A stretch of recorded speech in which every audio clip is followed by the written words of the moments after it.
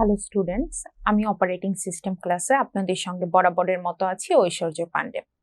আজকে আমরা শুরু করব চ্যাপ্টার 5 প্রসেস শিডিউলিং। প্রিভিয়াস ক্লাসে আমরা আলোচনা করেছিলাম first come first serve algorithm নিয়ে। ফার্স্ট কাম ফার্স্ট সার্ভ অ্যালগোরিদমটি নো প্রিমশন, কিন্তু শর্টেজ জব ফার্স্ট অ্যালগোরিদমটি প্রিমটিভও হতে পারে, নন প্রিমটিভও হতে পারে। শর্টেজ জব ফার্স্ট এই অ্যালগোরিদমের ক্ষেত্রে আমার এই অ্যালগোরিদমটি কাজ করবে প্রসেসের এক্সিকিউশন টাইমের উপর নির্ভর করে। যেই প্রসেসটির বাস টাইম সব থেকে কম, ওই প্রসেসটি আমার এক্সিকিউট হবে সবার আগে।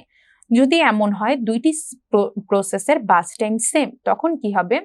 সেই ক্ষেত্রে ওই প্রসেসের ক্ষেত্রে ফার্স্ট কাম ফার্স্ট সার্ভ অ্যালগোরিদমটি অ্যাপ্লাই হবে যদি প্রসেসের বাস টাইম সেম হয়ে যায়। তাহলে আমরা এক্সাম্পলের থ্রুতে বুঝে নেই। নিম্নে 4টি প্রসেস এবং তাদের সিপিইউ বাস টাইম দেয়া আছে। আমাদেরকে অ্যাভারেজ ওয়েটিং টাইম বের করতে হবে শর্টেজ জব ফার্স্ট অ্যালগোরিদমটি ব্যবহার করে। তাহলে বাস টাইমগুলি দেখতে পাচ্ছি 6, 8, 7 এবং 3 মিলি সেকেন্ড। শুরুতেই আমরা এই প্রসেসের জন্য একটা গ্যান্ট চার্ট ড্র করে নিই। যে কোনো শিডিউলিং অ্যালগোরিদম সলভ করার সময় আমাদেরকে শুরুতে গ্যান্ট চার্ট ড্র করে ফেলতে হবে তাদের বাস টাইম দেখে।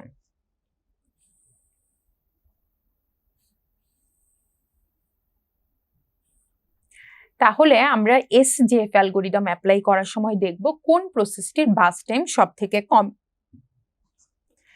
আমরা দেখতে পাচ্ছি প্রসেস P4 সব থেকে কম বাস টাইম হচ্ছে 3 মিলি সেকেন্ড। তাহলে এই প্রসেসটা আমার 0 থেকে 3 মিলি সেকেন্ড পর্যন্ত চলবে, P4।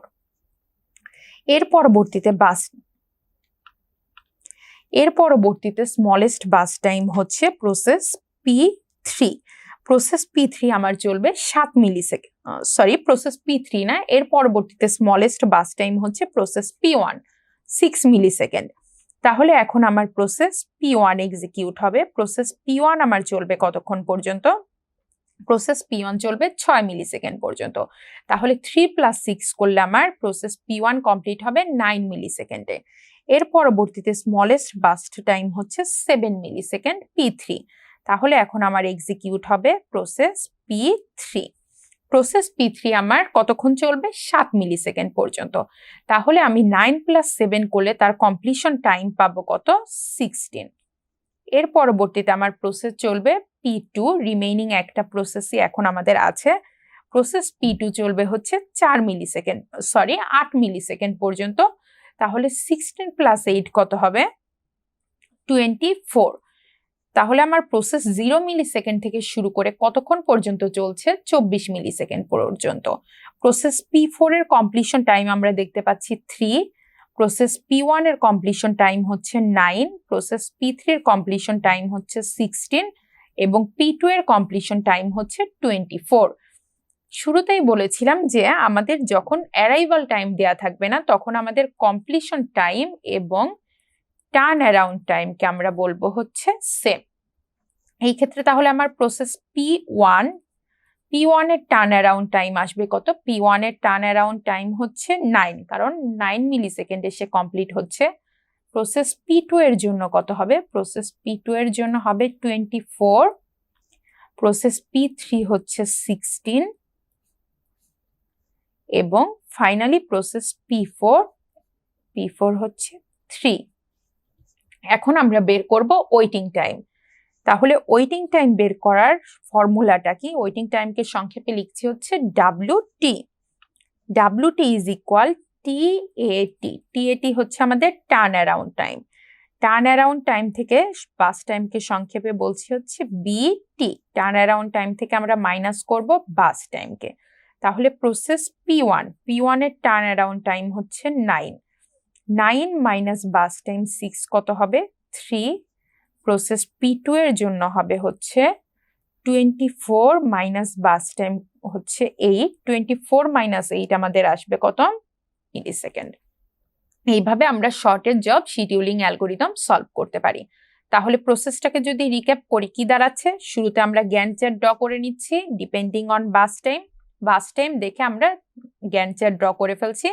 যেই প্রসেসটার টাইম সব থেকে কম, ওই প্রসেসটা আগে এক্সিকিউট হচ্ছে। P4 সবার আগে এক্সিকিউট হচ্ছে কারণ তার সময় কম। তারপর P1, তারপর P3, সবার লাস্টে P2, কারণ P2 এর বাস টাইম সব থেকে বেশি। P2 এর বাস টাইম হচ্ছে 8। এইখান থেকে আমরা পেয়ে গেলাম কমপ্লিশন টাইম এবং টার্ন অ্যারাউন্ড টাইম। যেহেতু এখানে কোনো অ্যারাইভাল টাইম দেয়া নেই, তাহলে আমার এখানে টার্ন অ্যারাউন্ড টাইম এই গ্যান্ট চার্ট থেকে কমপ্লিশন টাইম থেকে আমি পেয়ে যাচ্ছি। এরপর ওয়েটিং টাইম বের করার জন্য আমরা কি করব, টার্ন অ্যারাউন্ড টাইম থেকে বাস টাইম থেকে মাইনাস করব। প্রসেস P1 এর জন্য টার্ন অ্যারাউন্ড টাইম পেয়েছিলাম 9 এবং তার বাস টাইম কত ছিল 6। তাহলে 9 - 6 করে আমরা পেয়ে গেলাম হচ্ছে প্রসেস P1 এর waiting time 3। Similarly P2, P3 এবং P4 এরও ওয়েটিং টাইম আমরা ক্যালকুলেট করে ফেললাম। তারপর চারটি প্রসেসের ওয়েটিং টাইমকে আমরা যোগ করে 4 দ্বারা ভাগ করে এভারেজ ওয়েটিং টাইম পেয়ে গেলাম। এইভাবে SJF অ্যালগরিদম আমরা সলভ করতে পারি। আজকের ক্লাসে আমরা শুরু করব priority scheduling algorithm. Priority scheduling algorithm হচ্ছে এমন এক ধরনের অ্যালগরিদম যেখানে প্রত্যেকটি প্রসেস এক্সিকিউট হবে তাদের প্রায়োরিটির উপর বেস করে। প্রত্যেকটি প্রসেসে প্রায়োরিটি দেয়া থাকবে। আমরা এর আগে যতগুলি অ্যালগরিদম শিখেছি প্রত্যেকটির মধ্যে আমাদের অ্যারাইভাল টাইম দেয়া থাকতো এবং দেয়া থাকতো বাস টাইম। কিন্তু প্রায়োরিটি শিডিউলিং অ্যালগরিদমে বাস টাইম এবং অ্যারাইভাল টাইমের পাশাপাশি আমাদের আরেকটি নতুন ডাইমেনশন দেয়া থাকবে, সেটি হচ্ছে প্রায়োরিটি। প্রত্যেকটি প্রসেসের প্রায়োরিটির ওপর বেস করে আমাদের প্রসেসগুলি এক্সিকিউট হবে। হায়ার প্রায়োরিটির প্রসেস এক্সিকিউশন হবে সবার ফার্স্টে, দেন লোয়ার প্রায়োরিটির প্রসেস আমাদের স্কোপ পাবে এক্সিকিউট হওয়ার জন্য। অর্থাৎ যতক্ষণ না পর্যন্ত হায়ার প্রায়োরিটির প্রসেসগুলির এক্সিকিউশন শেষ হবে ততক্ষণ পর্যন্ত লোয়ার প্রায়োরিটির প্রসেসকে ওয়েট করতে হবে এক্সিকিউশনের জন্য। এই ক্ষেত্রে যদি এমন থাকে যে লোয়ার প্রায়োরিটির কোনো প্রসেস তাদের বাস টাইম খুবই কম, আমরা জানি বাস টাইম কি, বাস টাইম হচ্ছে সার্ভিস টাইম। অর্থাৎ কোনো প্রসেসের বাস টাইম যদি কমও থাকে কিন্তু তার প্রায়োরিটি যদি লো হয় তাকে ওয়েট করতে হবে হায়ার প্রায়োরিটির যে কোনো প্রসেসের জন্য যার বাস টাইম অনেক বেশি। সো এই ধরনের অ্যালগরিদমকে আমরা বলে থাকি প্রায়োরিটি শিডিউলিং অ্যালগরিদম। যে কোনো প্রায়োরিটি শিডিউলিং অ্যালগরিদমে কিছু ক্রাইটেরিয়া থাকে। প্রথম ক্রাইটেরিয়া হচ্ছে প্রিমশন। সেকেন্ডলি আমরা বলতে পারি প্রায়োরিটি শিডিউলিং অ্যালগরিদমে আমাদের ওভারহেড থাকে অনেক বেশি। SJF বলতে আমরা কি বুঝি, শর্টেজ জব ফার্স্ট। আমরা শর্টেজ জব ফার্স্ট অ্যালগরিদমগুলি অ্যাপ্লাই করি। এই শর্টেজ জব ফার্স্ট অ্যালগরিদমের তুলনায় প্রায়োরিটি শিডিউলিং অ্যালগরিদমে ওভারহেড থাকে তুলনামূলকভাবে বেশি। এর পরবর্তীতে আমরা প্রায়োরিটি শিডিউলিং অ্যালগরিদমে প্রায়োরিটিকে দুই ভাগে ভাগ করতে পারি। একটি হচ্ছে স্ট্যাটিক প্রায়োরিটি এবং অপরটি হচ্ছে ডাইনামিক প্রায়োরিটি।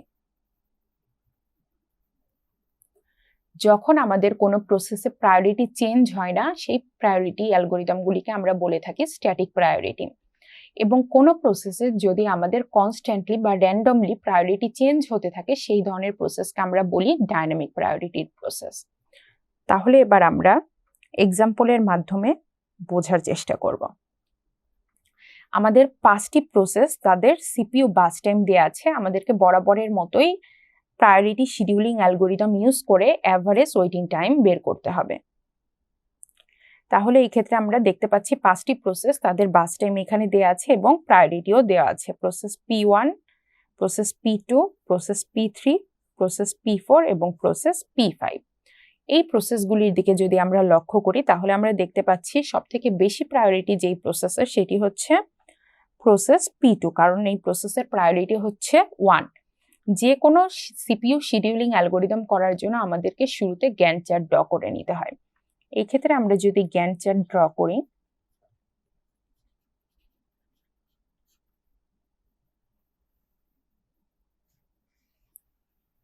গ্যান্ট চার্টে আমাদের থাকবে প্রথমেই 0 থেকে আমাদের এক্সিকিউশন যদি শুরু হয়, আমরা দেখতে পাচ্ছি হায়ার প্রায়োরিটির প্রসেস হচ্ছে প্রসেস P2।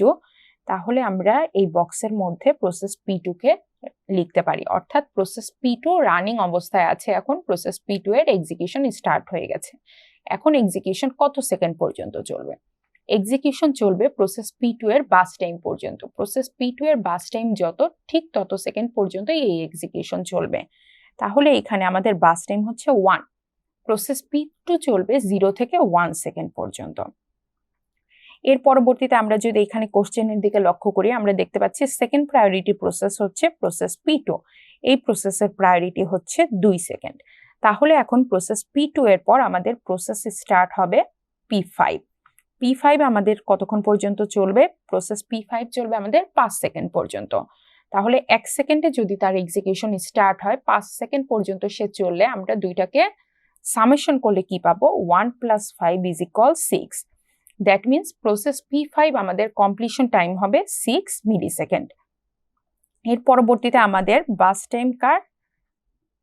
এর পরবর্তীতে আমাদের প্রায়োরিটি হচ্ছে 3 হায়ার প্রায়োরিটির, এবং এই সেম প্রায়োরিটির দুইটি প্রসেস এখানে আছে, প্রসেস P1 এবং প্রসেস P3।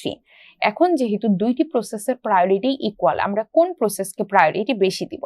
এখন আমরা খেয়াল করব যে প্রসেসের অ্যারাইভাল টাইমের দিকে, কোন প্রসেসের অ্যারাইভাল টাইম ফাস্ট।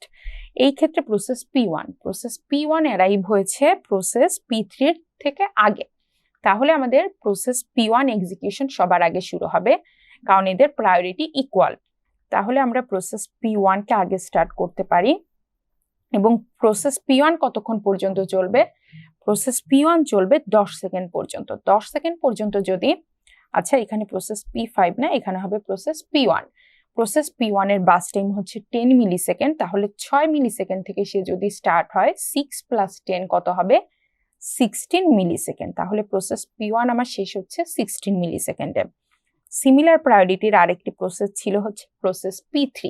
তাহলে এখন P1 এর পর আমাদের শুরু হবে কোন প্রসেসটি? Process P3। প্রসেস P3 এর বাস টাইম কত? প্রসেস P3 এর বাস টাইম হচ্ছে 2। 16 + 2 কত হবে? 18। Process P3। এখন আমাদের প্রায়োরিটি হচ্ছে 4। কোন প্রসেসের? প্রসেস P4 এর। তাহলে এখন আমাদের প্রসেস P4 এক্সিকিউশন শুরু হবে। প্রসেস P4 এর হচ্ছে আমাদের টোটাল এক্সিকিউশন হতে সময় লাগবে বাস টাইম 1। তাহলে 18 + 1 কত? 19। প্রসেস P4 আমাদের কমপ্লিট হবে 19 মিলিসেকেন্ডে।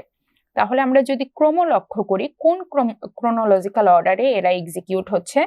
সবার প্রথমে কমপ্লিট হচ্ছে প্রসেস P2। প্রসেস P2 এর পর আমাদের এক্সিকিউট হচ্ছে প্রসেস P5। প্রসেস P5 এর পর এক্সিকিউট হচ্ছে প্রসেস P1, দেন প্রসেস P3 এবং সর্বশেষ হচ্ছে প্রসেস P4। এখন এই ক্ষেত্রে আমরা ওয়েটিং টাইম বের করে নিব। ওয়েটিং টাইম বের করে নিতে গেলে আমরা জানি ওয়েটিং টাইমকে আমরা সংক্ষেপে লিখতে পারি WT। Waiting time is equal to turn around time minus bus time. তাহলে সবার প্রথমে আমরা দেখি প্রসেস P1 এর ওয়েটিং টাইম কত হবে। P1 এর টার্ন অ্যারাউন্ড টাইম হবে P1 এর কমপ্লিশন টাইমের সমান। যেহেতু এখানে আমাদের কি দেয়া নেই, এখানে আমাদের হচ্ছে অ্যারাইভাল টাইম দেয়া নেই, তাহলে আমরা বলতে পারি প্রসেস P1 এর অ্যারাইভাল টাইম এবং কমপ্লিশন টাইম এখানে সেম হবে। প্রসেস P1 আমাদের কমপ্লিট হয়েছে কত সেকেন্ডে? 16 মিলিসেকেন্ডে। তাহলে প্রসেস P1 16 মাইনাস P1 এর জন্য আমাদের কতটুকু সময় লাগে? 16 - 10 = 6।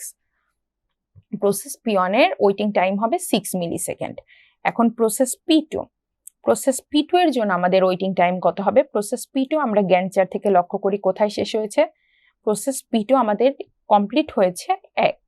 তাহলে এখানে আমি 1 থেকে মাইনাস করব প্রসেস P2 এর বাস টাইমকে। প্রসেস P2 এর বাস টাইম হচ্ছে 1। 1 - 1 = 0। যেহেতু প্রসেস P2 কে ওয়েট করতে হয়নি, প্রসেস P2 আমাদের রেডি কিউতে আসার সাথে সাথে CPU তাকে এক্সিকিউশনের জন্য পিক করেছে।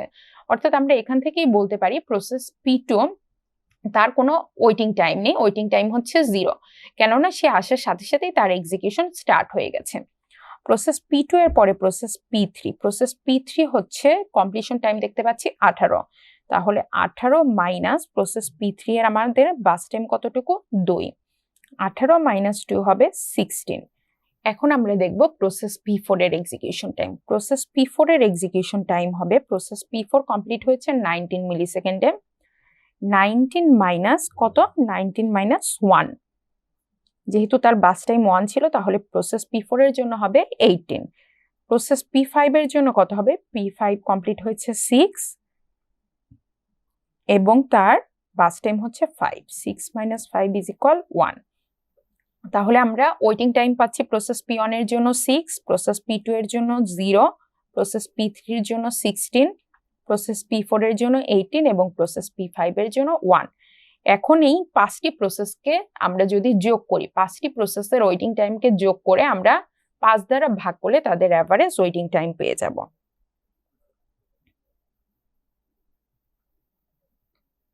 তাহলে আমরা এখানে অ্যাভারেজ ওয়েটিং টাইম দেখতে পাচ্ছি 6 যথাক্রমে, তারপরে 0, তারপরে কত 16, তারপরে ছিল 18, তারপরে প্রসেস P5 এর জন্য 1। এদেরকে আমরা 5 দিয়ে যদি ডিভাইড করি আমরা পাচ্ছি 8.2 মিলিসেকেন্ড। তাহলে আমরা বলতে পারি এই 5টি প্রসেসের অ্যাভারেজ ওয়েটিং টাইম হবে 8.2 millisecond using priority scheduling algorithm.